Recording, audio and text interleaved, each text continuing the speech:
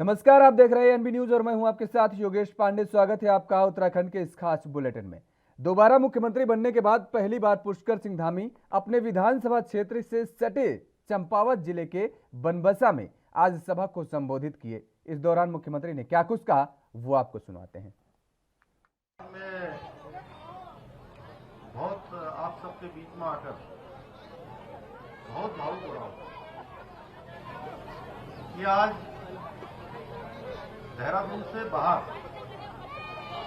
मुख्यमंत्री बनने के बाद पहली बार मैं कहीं सार्वजनिक कार्यक्रम में आया हूं तो आप सब लोगों के बीच में आया हूं।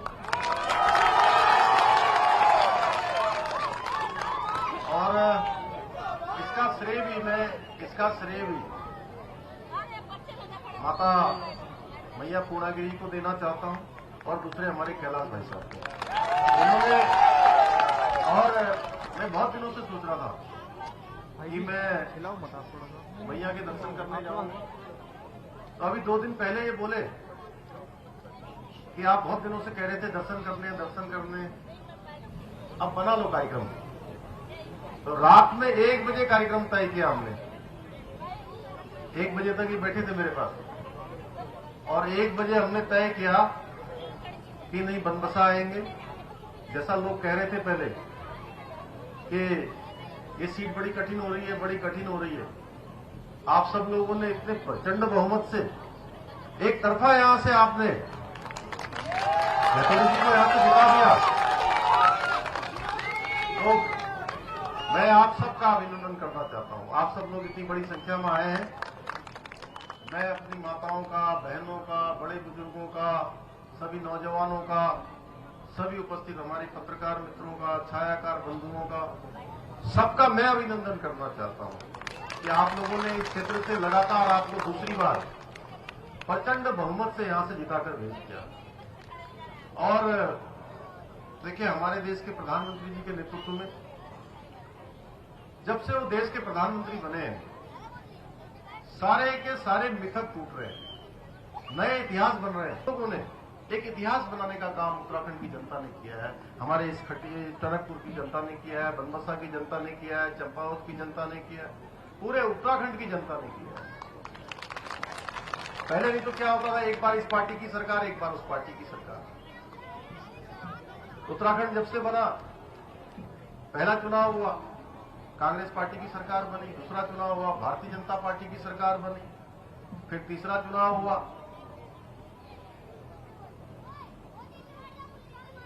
फिर कांग्रेस की सरकार बनी, चौथा चुनाव हुआ भाजपा की सरकार बनी और 5वां चुनाव हुआ फिर से भाजपा की सरकार बनी। और आज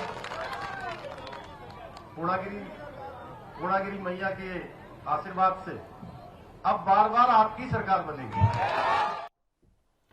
तो उत्तराखंड के पूर्व मुख्यमंत्री हरीश रावत ने आज कैबिनेट मंत्री सतपाल महाराज के आवास पहुंच गए और यहां पर उन्होंने सतपाल महाराज से मुलाकात की। इस मुलाकात ने उत्तराखंड के सियासी गलियारों में चर्चाओं का बाजार गर्म कर दिया है। दोनों नेताओं की मुलाकात के कई राजनीतिक मायने भी निकाले जा रहे हैं। हरीश रावत ने खुद ट्वीट कर इस बात की जानकारी दी है। बता दें कि हरीश रावत ने ट्वीट कर लिखा कि आज उत्तराखंड सरकार के माननीय मंत्री श्री सतपाल महाराज जी से उनके देहरादून स्थित आवास पर शिष्टाचार भेंट की। हालांकि दोनों ही नेता एक दूसरे के धुर विरोधी भी माने जाते रहे हैं, लेकिन पिछले कुछ दिनों से सतपाल महाराज पूर्व मुख्यमंत्री हरीश रावत पर प्रतिक्रिया देने से बचते भी नजर आ रहे हैं। बता दें कि इससे पहले सीएम धामी, ऋतु खंडूरी समेत कई विधायकों से मुलाकात कर चुके हैं।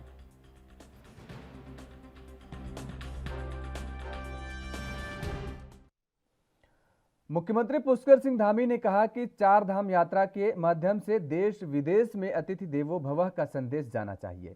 इस बार बहुत अधिक संख्या में श्रद्धालुओं के आने की संभावना जताई जा रही है। 4 धाम यात्रा की तैयारियां उसी के अनुरूप सुनिश्चित भी की जाएं। मुख्यमंत्री सचिवालय में 4 धाम यात्रा 2022 की तैयारियों की समीक्षा कर रहे थे। उन्होंने यात्रा को श्रद्धालुओं के लिए अधिक से अधिक सुविधाजनक बनाने के लिए पुख्ता व्यवस्थाएं सुनिश्चित करने के निर्देश भी दिए। मुख्यमंत्री ने प्रमुख सचिव लोक निर्माण विभाग को यात्रा मार्गों का स्थलीय निरीक्षण कर सभी आवश्यक सुधार कार्य यात्रा प्रारंभ होने से पूर्व सुनिश्चित करने को कहा है। इसके साथ ही संबंधित जिलाधिकारियों को भी यात्रा मार्गों पर कार्यों की प्रगति की लगातार मॉनिटरिंग करने के निर्देश दिए हैं। मार्ग अवरुद्ध होने की स्थिति में तत्काल खोलने के लिए जरूरी मशीनों की व्यवस्था व तैनाती कर ली जाए। जेसीबी मशीनों की ट्रैकिंग के लिए उन्हें जीपीएस से जोड़ा जाए। यात्रा मार्ग से संबंधित सड़कों पर यहीं भी मलबा कहीं पर भी कचरा न रहे, कचरा निस्तारण पर विशेष ध्यान दिया जाए। मुख्यमंत्री ने कहा कि चारधाम यात्रा प्रबंधन में टेक्नोलॉजी का उपयोग किया जाए। ट्रैफिक प्रबंधन व संचालन के लिए ड्रोन का भी प्रयोग किया जाए। चारधाम यात्रा पर आने वाले श्रद्धालुओं के लिए टोल फ्री नंबर भी जारी किए जाएं, जिस पर यात्रा से संबंधित हर प्रकार की जानकारी हो।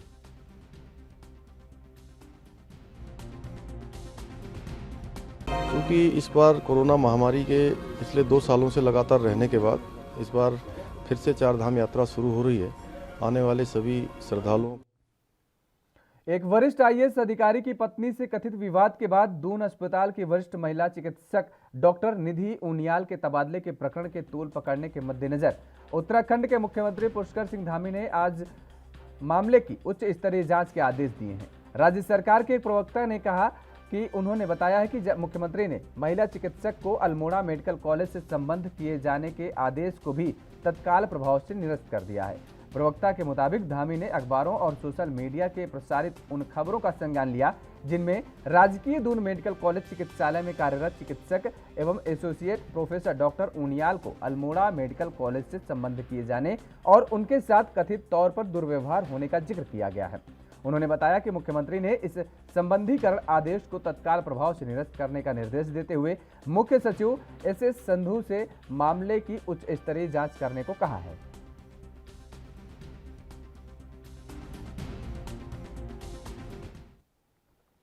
और उधर मसूरी पहुंचे प्रदेश के कैबिनेट मंत्री गणेश जोशी ने आज माल रोड का निरीक्षण किया और उसके बाद नगर पालिका परिषद के सभागार में जल संस्थान मसूरी, वन प्रभाग मसूरी, देहरादून विकास प्राधिकरण, जल निगम, वन विभाग, स्वास्थ्य विभाग सहित संबंधित विभागों के साथ बैठक कर शहर के विकास कार्यों को लेकर जानकारी दी। इस दौरान अधिकारियों से संतुष्ट जवाब न मिलने पर जमकर फटकार भी लगाई और 15 दिनों के भीतर फिर बैठक कर कार्यों की गति को लेकर समीक्षा करने की बात भी कही गई है। कैबिनेट मंत्री गणेश जोशी ने माल रोड का भी निरीक्षण किया और पेयजल निगम को सीजन से पहले सभी व्यवस्थाएं दुरुस्त करने के साथ ही डमरीकरण को लेकर दिशा निर्देश दिए हैं। नगर पालिका सभागार में आयोजित बैठक में कैबिनेट मंत्री गणेश जोशी ने सभी विभागों को तालमेल के साथ कार्य करने के निर्देश दिए हैं। इस दौरान उन्होंने उच्चाधिकारियों से दूरभाष पर वार्ता भी की।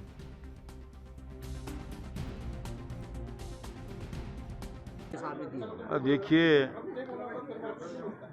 आज मैंने सभी विभागों के मुख्य अधिकारियों को यहाँ पर बुलाया था और जो एक मसूरी की जो पेयजल योजना जिसको यमुना से पानी ला रहे हैं उसकी डिस्ट्रीब्यूशन लाइन के कारण सबसे ज़्यादा दिक्कत मसूरी वासियों को आ रही है। अभी मैंने 2 दिन पूर्व इनके एमडी सारे अधिकारी अपने विधानसभा में बुलाए थे।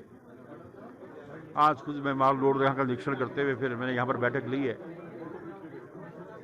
हमने इनसे कहा है कि पर्यटक सीजन चल रहा है, फिलहाल आप उसमें तारकोल का काम करा दीजिएगा, क्योंकि कोई भी सड़क खुदने के बाद नीचे बैठती है और बरसात के बाद जब हम दोबारा उसको प्रॉपर वे में पूरी सड़क को दोबारा खोद कर हम बनवाएंगे, क्योंकि माल रोड मसूरी का एक तरह से मैं हार्ट कह सकता हूँ, सबसे ज़्यादा टूरिस्ट वहाँ पर आता है।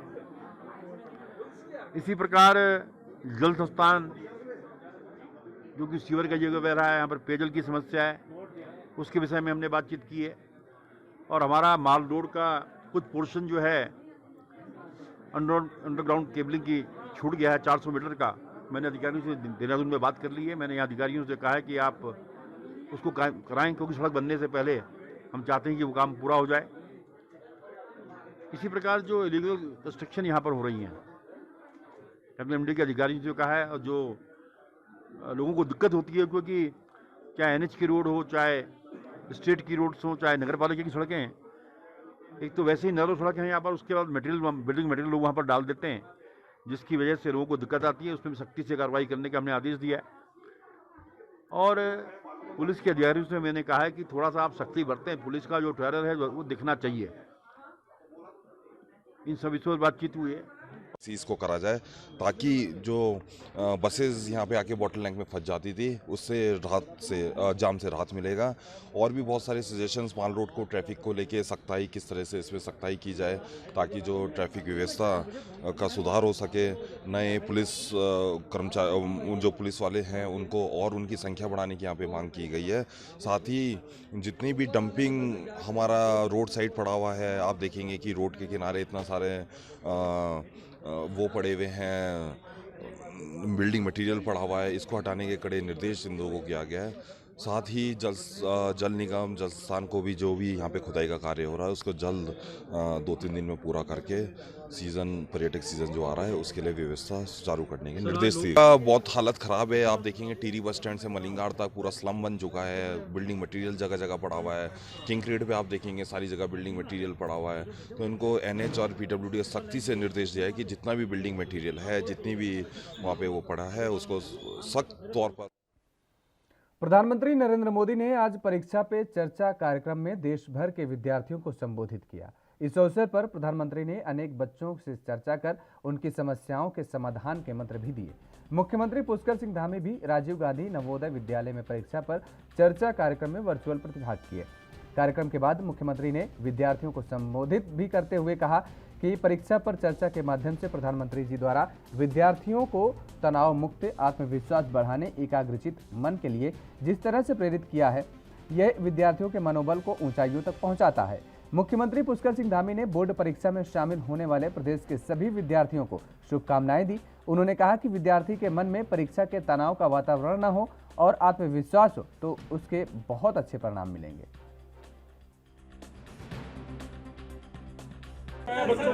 देखिए, हमारे देश के यशस्वी प्रधानमंत्री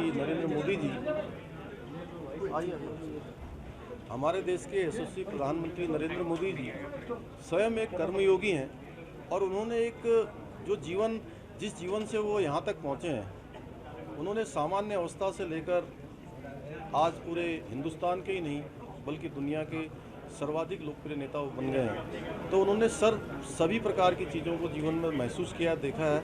उन्होंने आज हमारे पूरे देश के बच्चों का, क्योंकि परीक्षा पर उनसे चर्चा की है, परीक्षाओं का जो समय आने वाला है उसके लिए उनको पूरी तरह से तैयार किया है, उनमें उत्साहवर्धन किया है, उनको बहुत सारा ज्ञान, बहुत सारे अपने अनुभव उनसे साझा किए हैं। निश्चित रूप से हमारे आने वाले बच्चों के लिए, आने वाले उनके एग्ज़ाम के लिए ये सब बहुत ही मैं कहूँ कि फ़ायदा होने वाला है। उन सब बच्चों को उसका लाभ मिलने वाला है। उनके जीवन में उत्साह, उमंग और यहाँ पर रुकते हैं एक छोटे से ब्रेक के लिए। ब्रेक के बाद फौरन हाजिर होते हैं।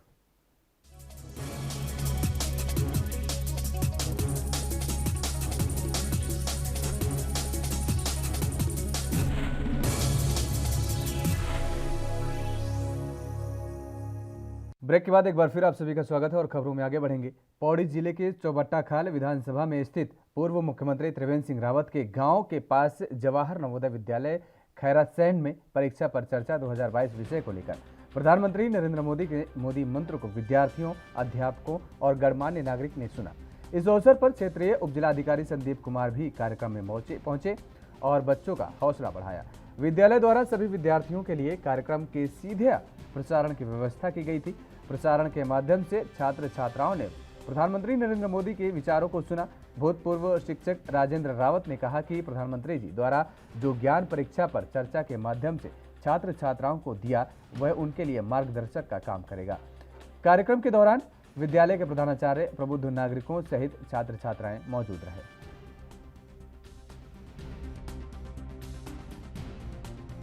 आज हमारे विद्यालय में पूरा प्रोग्राम का आयोजन किया गया था, जिसमें परीक्षा पे चर्चा में सारे बच्चे यहाँ से जुड़े थे और हमने पूरा प्रोग्राम देखा। इस बात की हमें काफ़ी खुशी है कि प्रधानमंत्री ने बच्चों की प्रॉब्लम्स को समझा और जिस तरह से हमारे एग्ज़ाम्स आने वाले हैं और जो स्ट्रेस हमें हो रहा है उसको काफ़ी कम करने की कोशिश करी। हमें काफ़ी टिप्स बताई कि किस तरह हम अपने एग्ज़ाम फेयर को कम कर सकते हैं और हमें यह भी बताया कि किस तरह खेल कूद की भी उतनी इम्पोर्टेंस है जितनी पढ़ाई की है।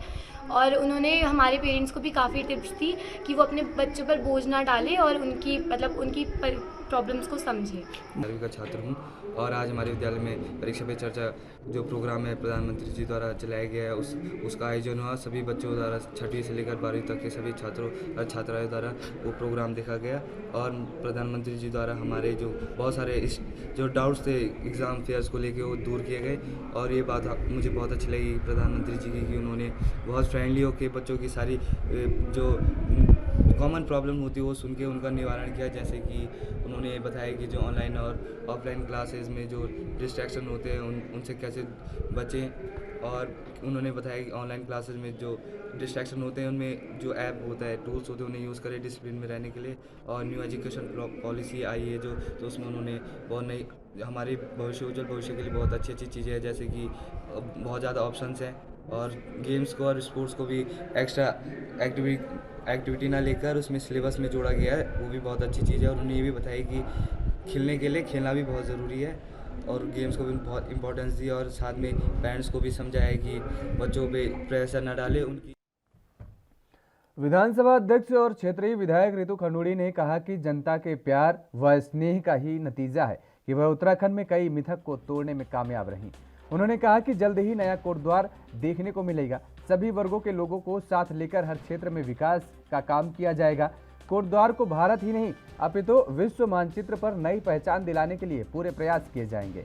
नगर निगम प्रेक्षागृह में आयोजित अभिनंदन समारोह में उन्होंने कहा कि अभी भी उन्हें यह सपना जैसे ही लग रहा है कि कोटद्वार विधानसभा की जनता ने 14 दिनों के अल्प समय में उनके विचारों और चुनाव प्रचार को समझा और उन्हें आशीर्वाद प्रदान किया। सिद्ध बाबा की कृपा ऐसी ही कि इस मिट्टी और हवा का आशीर्वाद हमें बार बार मिलता है। प्रधानमंत्री मोदी का विश्वास है कि एक बहन भी विधानसभा अच्छी चला सकती है और देश का विकास भी कर सकती है। मैं बहुत खुश हूँ। विधानसभा अध्यक्ष बनने के बाद मैं पहली बार कोटद्वार पहुँची। लोगों में बहुत उत्साह था, बहुत खुशी थी और मैं भी आभार भी व्यक्त करने आई हूँ कि उन्होंने मुझे यहाँ से विधायक बना के भेजा और विधानसभा अध्यक्ष उसके बाद में बनी। और आज यहाँ पे इसलिए भी आई हूँ कि कुछ समय मैं बैठना चाहती हूँ यहाँ के लोगों के साथ, अफसरों के साथ और समझना चाहती हूँ कि हम कोटद्वार को अब विकास की ओर किस तरह से कार्य हम करें कि कोटद्वार विकास की ओर बढ़ेगा, कणव नगरी जो है भारत के मानचित्र पर आएगा। इन सब चीज़ों के लिए मैं आज कोटद्वार आई हूँ और अगले कुछ दिन में मेरे बैठकों के दौर चलेंगे जहाँ इन कोटद्वार को और अच्छे से समझने का प्रयास करूँगी। देखिए, महिलाओं के प्रति मेरा डीजीपी से ऑलरेडी बात हो चुकी है। उत्तराखंड में महिलाओं की सुरक्षा के लिए मैंने उनसे बात की है। साथ ही साथ कोटद्वार में भी मैंने उनसे निवेदन किया है कि जो उनका यहाँ पर थाना है उसको वो अपग्रेड करें और साथ ही साथ एक ऐसा सेक्शन उस थाने में हो जहां महिला बिना झिझक बिना डर के सीधे उस थाने में पहुंचे। तो प्रदेश में बिजली महंगी हो गई है। उत्तराखंड विद्युत नियामक आयोग ने वित्तीय वर्ष 2022-23 के लिए विद्युत दरों का नया टैरिफ जारी कर दिया है। बीपीएल और 100 यूनिट तक वाले करीब 11 लाख घरेलू उपभोक्ताओं के लिए 2019 के बाद अब बढ़ोतरी की गई है। हालांकि आयोग ने इस बार फिक्स चार्ज का पैटर्न बदल दिया है, जिससे बिजली बिल में उपभोक्ताओं को बड़ी राहत भी मिलेगी। बृहस्पतिवार को नियामक आयोग के कार्यवाहक अध्यक्ष डीपी गैरोला और सदस्य तकनीकी एमके जैन ने नई विद्युत दरों का टैरिफ जारी कर दिया है। उन्होंने बताया कि इस साल 10.18% बढ़ोतरी का प्रस्ताव आया था, लेकिन आयोग ने 2.68% की बढ़ोतरी की है। उन्होंने बताया कि प्रदेश के करीब 4 लाख बीपीएल उपभोक्ताओं के लिए बिजली दरों में 4 पैसा प्रति यूनिट की बढ़ोतरी की गई है।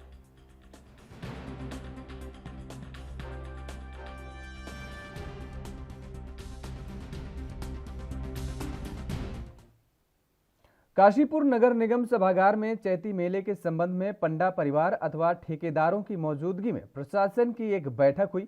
बैठक में एसडीएम अभय प्रताप, पुलिस अधीक्षक चंद्रमोहन सिंह, क्षेत्राधिकारी अमित कुमार कोतवाल, मनोज रतूड़ी, आईटीआई थानाध्यक्ष विद्यादत्त जोशी, सहायक नगर आयुक्त आलोक ऊनियाल, उपखंड शिक्षा अधिकारी उपस्थित रहे। बैठक के बाद एसडीएम मेलाधिकारी अभय प्रताप ने बताया कि मेले की सुरक्षा व्यवस्था चाक चौबंद रहेगी।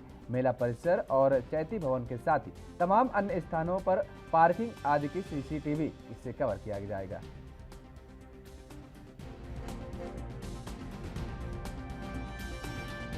इसमें मैं आपको बताना चाहूँगा कि हमने जो सीसीटीवी कैमरे लगते हैं उनकी संख्या बढ़ा दी है और ऐसा कोई डार्क एरिया नहीं होगा हमारा जहाँ पे लाइट और कैमरा का अप्रोच ना रहे।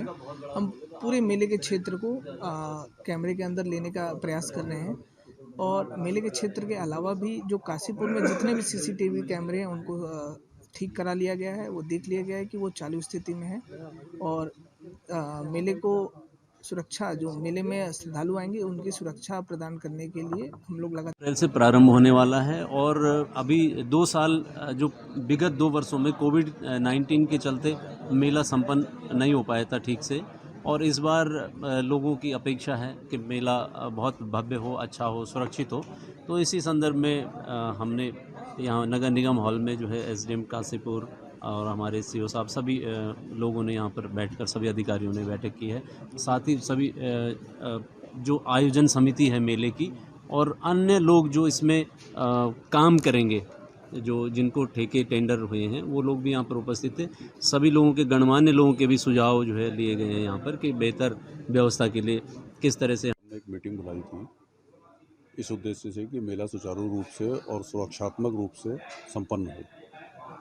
इस मीटिंग में संबंधित विभागों के सारे अधिकारी, पुलिस विभाग और अग्निशमन विभाग सब लोग आए थे और सभी से विचार विमर्श हुआ। कुछ सुझाव हमने भी रखे जिन्हें अधिकारियों ने माना भी है और आशा है कि इन अधिकारियों के और हम लोगों के परस्पर। उत्तराखंड के दिनेशपुर में केला काटने की प्रक्रिया के साथ देवी मां की पूजा की गई। आपको बता दें कि दुर्गा मंदिर में हर वर्ष की तरह इस वर्ष भी देवी पूजा के लिए केला काटने की प्रक्रिया की गई।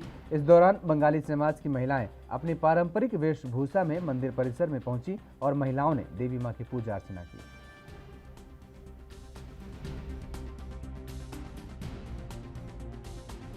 महीना चल रहा है इस टाइम। हम चौथ के महीने में नवरात्रि किए जाते हैं, जिसमें महिला संगठन के द्वारा ये नवरात्रि किए जाते हैं और हम ही लोग सभी मिलके पूरे दिनेशपुर के लोगों के साथ हम ये धूमधाम से आज चैत्र नव दुर्गा का पहला केला काट के माँ का आगमन करते हैं कि माँ धरती पे आज ही के दिन केला काटने के रूप में माँ को पूजा अर्चना करके मंदिर प्रांगण में लाया जाता है और आज ही से 10 दिन तक ये माता नव दुर्गा बसंती माता का पूजा अर्चना करते हैं और बड़े धूमधाम से पूजा अर्चना करने के साथ साथ माँ से प्रार्थना करते हैं कि हे माँ, तुम इस कोरोना काल से हम पूरे विश्व को मुक्त करो और सब कुछ। और उत्तराखंड के इस खास बुलेटिन में फिलहाल मेरे साथ इतना ही। देश और दुनिया की तमाम खबरों के लिए आप देखते रहिए ANV न्यूज़। नमस्कार।